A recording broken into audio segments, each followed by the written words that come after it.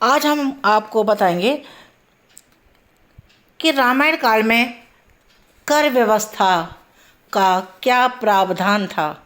जैसा कि हम सभी जानते हैं कि आज भी हम राम राज्य के आदर्श को समझते हैं, एक कोशिश करते हैं कि हमारा देश राम राज्य की तरह हो जाए, राम राज्य जैसी व्यवस्थाएं यहाँ हो जाएं।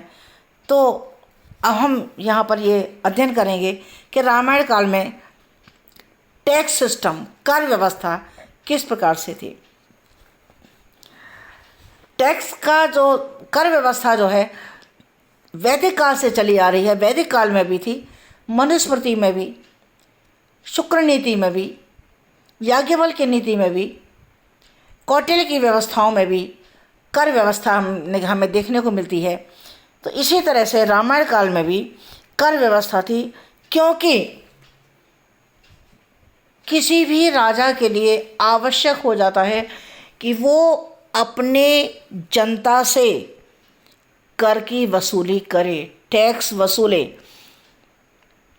क्योंकि जो कर होता है, जो टैक्स होता है, राजा को, जनता को उसी प्रकार से देना चाहिए जिस प्रकार से कि उसकी आमदनी होती है, और राजा को कर उसी प्रकार लेना चाहिए जैसे कि सूर्य धरती से जल सोखता है।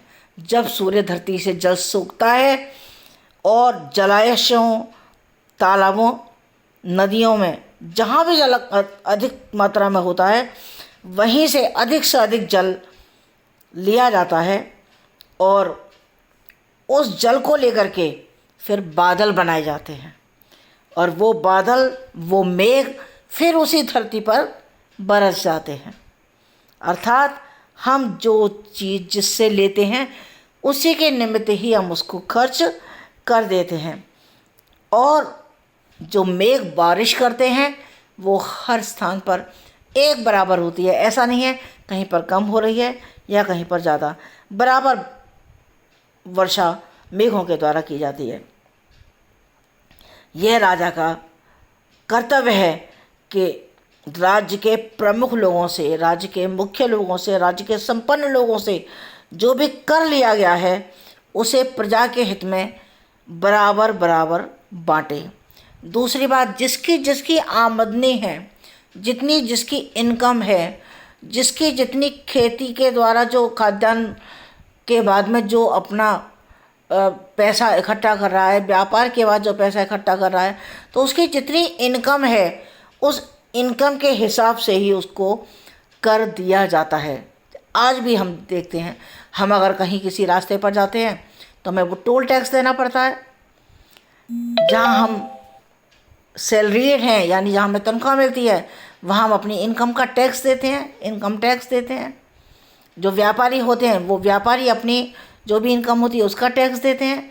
हम कोई भी सामान लेकर के आते हैं, उसका भी आपने देखा होगा, उसका भी जीएसटी भरना पड़ता है, उसका भी टैक्स देना पड़ता है।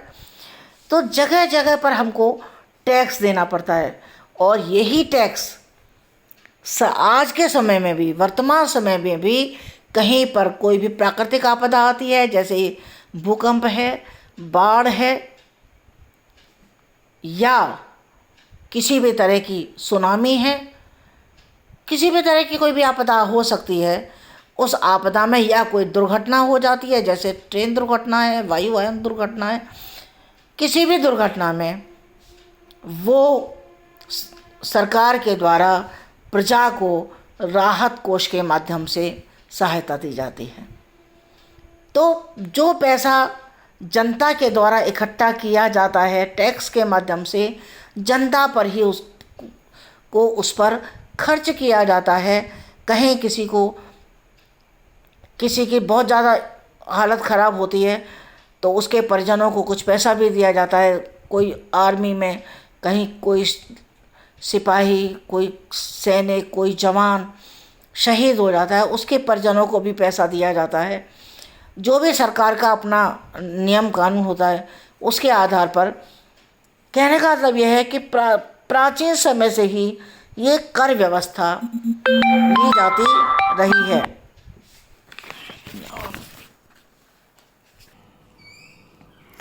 इसके साथ ही मैं अब आपको रामायण काल के कुछ महत्वपूर्ण तथ्य बताना चाहूँगी जो महर्षि वाल्मीकि से जुड़े हुए हैं। आप ये सोचेंगे कि महर्षि वाल्मीकि से रामायण काल के तथ्य कौन से जुड़े हुए हैं। देखिए, वर्तमान में केवल एक वाल्मीकि रामायण को ही ऐतिहासिक ग्रंथ माना जा सकता है। क्यों माना जा सकता है? क्योंकि जो ऋषि वाल्मीकि जी थे वो भगवान श्री रामचंद्र जी के समकालीन थे और उन्होंने भगवान श्री राम के जीवन को अपने सामने देखा और तभी उनके बारे में लिखा। और उनका श्री राम से सबसे पहला संबंध तब बना जब श्री राम वनवास के दौरान पंचवटी के क्षेत्र में रहे थे और इस समय में ऋषि वाल्मीकि भी उसी क्षेत्र में रहते थे और उन्हें श्री राम और देवी सीता के बहुत निकट से जानने का अवसर प्राप्त हुआ। यानी जब राम लक्ष्मण सीता तीनों वहीं रहते थे पंचवटी में और वाल्मीकि भी वहीं पास में रहते थे, तब उन्हें जानने का ये अवसर मिला कि वास्तव में राम क्या है, लक्ष्मण क्या है, सीता क्या है। तो ऋषि वाल्मीकि वास्तव में अगर देखें तो एक कवि थे और उन्होंने अपनी प्रतिभा का उपयोग, उन्होंने अपने विवेक का, अपनी बुद्धि का प्रयोग अपने युग के आदर्श पुरुष भगवान श्री राम की शौर्य गाथा को लिखने में किया।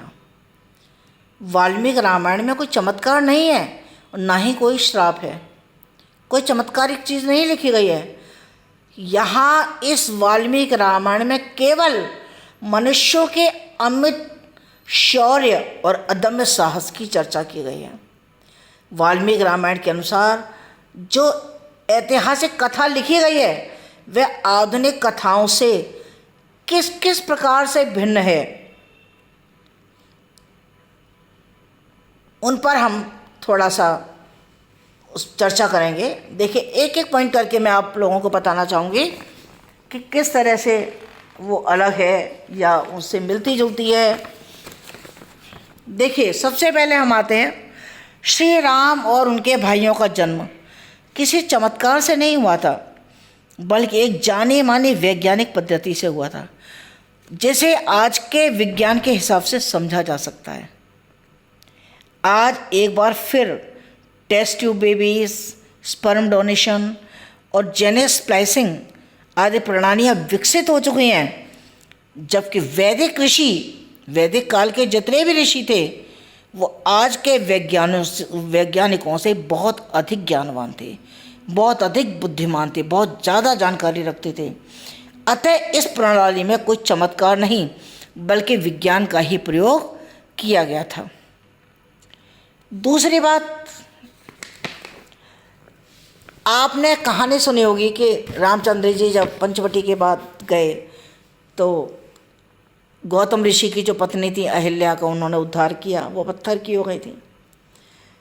अहिल्या का जब उनके पति गौतम ने त्याग कर दिया तो वो शिला नहीं, यानी पत्थर, कोई पत्थर नहीं बन गई थी कि बिल्कुल जीता जागता इंसान को पत्थर बन जाए, बल्कि शिलावत हो गई थी, शिला के समान हो गई थी।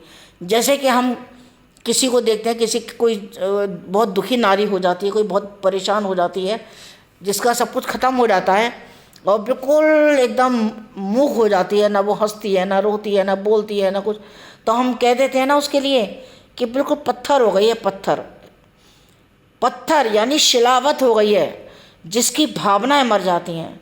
वह इतनी आहत हो गई अपने पति के इस निष्ठुर व्यवहार से अहिल्या कि अपने आश्रम में रहते हुए भी वो किसी से मिलती जुलती नहीं थी और हमेशा एकांत में तपस्या करती रहती थी। जब ऋषि विश्वामित्र ने श्री राम को उनके विषय में बताया तो रामचंद्र जी को बहुत दुख हुआ और तब रामचंद्र जी गौतम ऋषि के आश्रम में गए थे और उन्होंने उनके चरण स्पर्श किए और उन्हें आदर दिया। श्री राम ने उनके चरणों को छुआ, न कि उन्हें अपने चरणों से छुआ। यानी जैसे कि कहते हैं कि उन्होंने अपने पैरों से, ऐसा नहीं था। श्री रामचंद्र जी ने गौतम ऋषि की पत्नी अहिल्या के चरण स्पर्श किए और उनके द्वारा आदर दिए जाने पर सारे वन में ये समाचार फैल गया कि गौतम लौट कर आए, और गौतम जो ऋषि थे वो लौट कर आए, और श्री राम ने उन्हें समझाया कि पत्नी का इस तरह से त्याग करना उचित नहीं है, ये गलत है, इस तरह से अपनी पत्नी का त्याग नहीं करना चाहिए। और 24-25 वर्ष की आयु में उन्हें इतना अधिक ज्ञान, इतना सम्मान प्राप्त था कि ऋषि मुनि भी उनके आगे नतमस्तक थे। ऋषि ने उनकी आज्ञा मान करके अहिल्या को पुनः सम्मान दिया और वो पुनः फिर जीवंत हो गई, ठीक हो गई। तीसरी घटना, रावण के बारे में आप जानते हैं, एक बहुत विद्वान तो था ही, लेकिन बहुत खतरनाक तानाशाह भी था। एक छोटा सा द्वीप था लंका, लंका का राजा था, लेकिन उसने स्वप्न देखा था कि पूरे भारत की भूमि पर वो राज्य करे और अपनी राक्षसी सभ्यता को फैलाए, और काफ़ी हद तक वो सफल भी हो गया था। काफ़ी सारे नगरों को उसने अपने अधीनस्थ कर लिया था, और उसने पूरे दक्षिण में अपनी सेना बनाई हुई थी।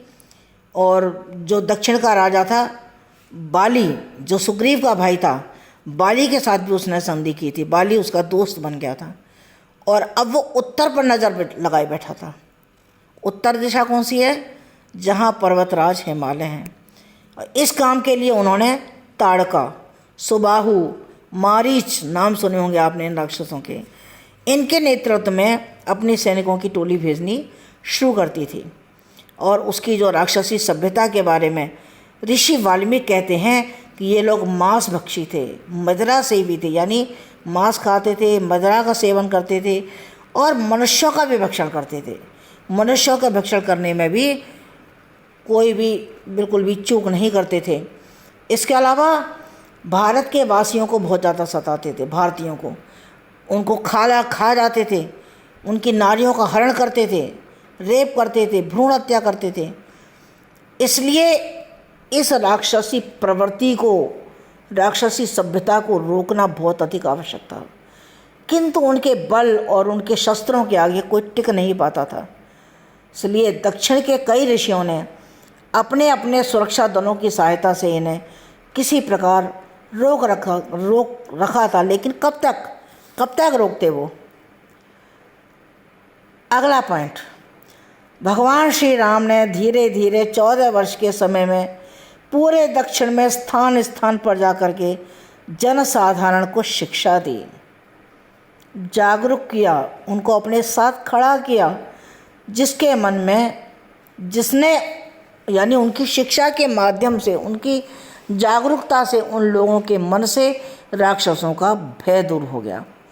और फिर उन्हीं की सहायता ली भगवान रामचंद्र जी ने, और उन्हीं की सहायता से फिर हर गांव, हर नगर, जगह जगह राक्षसों की जो टोलियां जहां बिखरी पड़ी थी, उन राक्षसों की टोलियों को उन्होंने बाहर निकाल दिया। उनकी स्त्रियों के साथ तालमेल बढ़ाने में सीता जी का पूरा सहयोग रहा, और वे जनमानस के हृदय में देश प्रेम की भावना, देश प्रेम के लिए लड़ मरने की भावना जागृत करने में सफल हुए। अगला पॉइंट, वानर जाति के लोग कोई बंदर नहीं थे। हम कहते हैं ना सारे बंदर भालू रीछ थे, वानर जाति के लोग कोई बंदर नहीं थे। ये दक्षिण में बसने वाले मनुष्य ही थे, जिनकी जनजाति वानर के नाम से जानी जाती थी। जनजाति, जाति और जनजाति जैसे भील जाति होती है, तो इनकी जनजाति थी वानर, तो इसलिए कह दिया कि वानर जाति। इनके राजा थे बाली। बाली पर रावण का पूरा प्रभाव था। अब बाली रावण का मित्र था, तो बाली अपनी संस्कृति, बाली ने छोड़ दी थी भारतीय संस्कृति, और वो भी राक्षसी संस्कृति को पूरी तरह से अपना चुका था। और उसी राक्षसी प्रवृत्ति के आधार पर बाली ने अपने छोटे भाई सुग्रीव की पत्नी का भी हरण कर लिया था। तो श्री राम ने बाली को उसके कुकर्मों का दंड दिया, और उसके सज्जन भाई, उसके छोटे भाई सुग्रीव को पुनः किष्किंधा का राजा बनाया। एक और पॉइंट, हनुमान जी सीता जी की खोज में लंका गए उड़कर, क्योंकि उस समय छोटे छोटे वायुयान मोनोप्लेन थे, लेकिन फिर भी वो उड़ कर के गए। हनुमान जी ने लंका में सीता जी को खोजा, लेकिन मच्छर या सूक्ष्म रूप में नहीं, छद्म रूप रख करके। छद्म रूप क्या होता है? छद्म का मतलब है जैसे कपटी वेश, यानी ऐसा रूप रखा कि वाल्मीकि जी कहते हैं अपनी वाल्मीकि रामायण में कि हनुमान जी ने ऐसा छद्म रूप रखा कि जब वो लंका में प्रविष्ट हुए तो लंका वासियों जैसे ही प्रतीत हो रहे थे। मतलब अंदर से तो वो हनुमान जी थे, लेकिन मतलब वो बाहर से दूसरों को उस तरह के दिख रहे थे कि ये लंका के ही कोई व्यक्ति हैं। पहलवानों को देख करके आज हम कह सकते हैं कि कैसे हनुमान जी ने रस्सी से बांधे जाते समय अपने शरीर को फुला करके मोटा कर लिया था, और फिर छूटने के लिए सांस छोड़ के और सूक्ष्मतन हो गए थे और रस्से से छूट गए थे, और इस प्रकार से उन्होंने लंका में आग लगाई। यानी जैसा कि हम कहते हैं कि उन्होंने अपने शरीर को बहुत बड़ा कर लिया और फिर वो शरीर छोटा कर लिया और फिर उन्होंने लंका में आग लगा दी। जो जनश्रुतियाँ हैं, बहुत इम्पोर्टेंट चीज़ है, शायद आपने नहीं पढ़ी होगी कहीं पर भी। मैंने भी जब पढ़ा तो मुझे भी बड़ा अच्छा लगा और थोड़ा सा बहुत ही आश्चर्य की बात है। मतलब आज हम जब सोचते हैं इस बारे में, जो मैं अब आपको बताऊंगी, तो बड़ा आश्चर्य सा होता है कि शायद ऐसा होगा कि श्रुतियों में ये कहा गया है, जो हमारे वेद हैं, जो हमारी संहिता हैं, वो जो हमारी श्रुतियाँ हैं, जो हमारे पुराण हैं, उसमें ये कहा गया है कि श्री रामचंद्र जी की लंबाई 40 फीट की थी। और ऐसे में जाने कुछ आश्चर्यजनक तथ्य भी लिखे हैं रामायण में कि दशरथ जी जब युवा थे, युवा का मतलब है कितने साल से, 12 से 16 साल तक की उम्र में महाराज दशरथ ने शब्द भेदी बाण चलाने में पारंगत हो गए थे, निपुण हो गए थे। शब्द भेदी बाण क्या होता है? अगर कहीं पर आवाज़ सुनाई दे रही है और उन्होंने बाण चला दिया, जैसे कि श्रवण कुमार पर उन्होंने बाण चलाया था, वो शब्द भेदी बाण ही था। और उस समय उनकी उम्र ज़्यादा नहीं थी, मात्र 12 से 16 साल की उम्र में वो बिल्कुल पारंगत हो गए थे शब्द भेदी बाण बनाने। और उनके इस हुनर की पूरी प्रजा में बड़ी चर्चा थी, बहुत प्रसिद्ध थे इस बात के लिए कि राजा दशरथ जो हैं वो शब्द भेदी बाण चलाना जानते हैं। और एक और आश्चर्यजनक बात, जब दशरथ पिता बने थे राम, लक्ष्मण और भरत शत्रुघ्न के, उस समय राजा दशरथ की उम्र 60,000 वर्ष थी। कितना आश्चर्य होता है कि आज हम 100 साल तक भी मुश्किल से जी पाते हैं। उस समय जीवन कितना लंबा था, हजारों साल तक तो ये लोग तपस्या कर लेते थे। तो उनका राजा दशरथ की उम्र 60,000 वर्ष थी जब वो पिता बने थे। और वाल्मीकि रामायण के एक श्लोक से ये पता लगता है कि जब भगवान श्री राम का विवाह हुआ था तो उनकी उम्र मात्र 13 वर्ष की थी और सीता जी की उम्र 6 वर्ष की थी। और विवाह के 12 वर्ष बाद रामचंद्र जी वनवास गए थे। जो हम ये देखते हैं कि वो विवाह करके आए और अगले ही दिन उन्होंने, दशरथ जी ने घोषणा कर दी कि मेरे पुत्र का विवाह हो गया और अब इनको मैं गद्दी दूंगा। नहीं, ऐसा नहीं है। उस समय तो वो बहुत छोटे थे, अल्प आयु में थे। और जब वो 25 साल के हो गए, जब राजा दशरथ ने उनके राजा बनाने की घोषणा की थी, तो उस समय जब रामचंद्र जी वनवास गए थे तब वो 25 साल के थे और सीता जी की उम्र 18 साल की थी।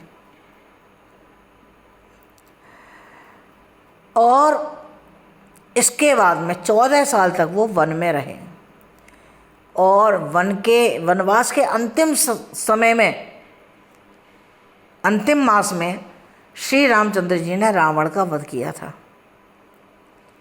ठीक है,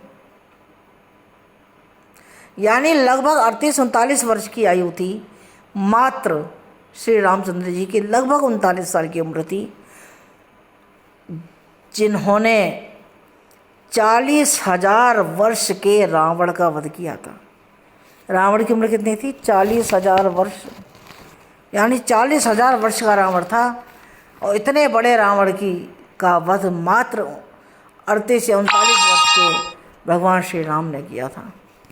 तो ये कुछ ऐसे महत्वपूर्ण तथ्य हैं जो हमें वाल्मीकि रामायण से मिलते हैं, और वाल्मीकि रामायण को सत्य या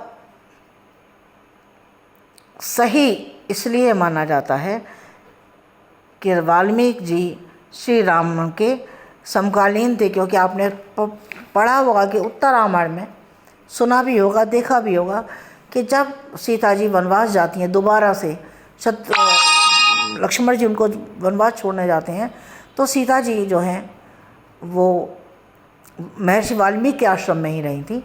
और उसके बाद आपने ये भी देखा कि जो लवकुश थे, लवकुश ने जो है रामचंद्र जी के दरबार में आके वो पूरा एक गाना भी सुनाया था, जो उनके रामचंद्र जी के पूरे जीवन वृत्तांत को पूर्ण करता था, पूरे जीवन वृत्तांत बता दिया था उन्होंने। तो वाल्मीकि की जो वो है वो वास्तव में सच है, क्योंकि ये वाल्मीकि जी उनके समकालीन थे, और उन्होंने जो देखा, उन्होंने जो समझा, उन्होंने जो रामचंद्र जी, सीता, लक्ष्मण को निकट से जानने का जो प्रयास किया, जो अवसर उनको मिला, उसी के आधार पर उन्होंने रामचंद्र जी के बारे में पूरा उन्होंने अपना वर्णन वाल्मीकि रामायण के अंतर्गत किया है। तो इसलिए रामायण महाकाव्य का ये अंतिम अध्याय समाप्त होता है, और मैं अपनी क्लास को यहीं पर समाप्त करती हूँ।